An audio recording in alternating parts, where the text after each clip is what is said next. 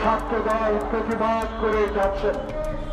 প্রতিনিয়ত এই প্রেসের সামনে হাসিনা ফ্যাসিস্টের বিরুদ্ধে অনেক ছোটখাটো রাজনৈতিক দল বলেন, পেশাজীবী সংগঠন বলেন, সবাই নিউজ সরকারের কাছে তাদের দাবিগুলো পেশ করছেন।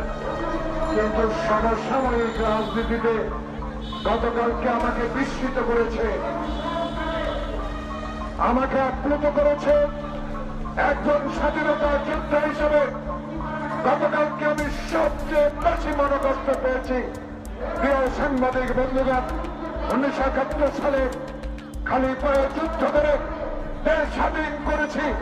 সেই দেশে থাকবে না বৈষম্য, সেই দেশে থাকবে গণতন্ত্র, যেই দেশে থাকবে একটি নির্বাচন, যেই নির্বাচনে দিনে হবে, সেই দেশের জন্যই আমরা স্বাধীনতা এনেছিলাম।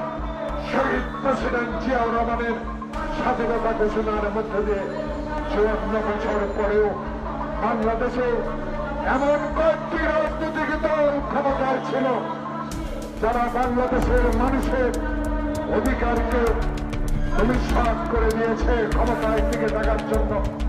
গণতন্ত্রকে গলাতে হত্যা করেছে, আয়না ঘর তৈরি করেছে, নির্জন কারাগারে নিয়ে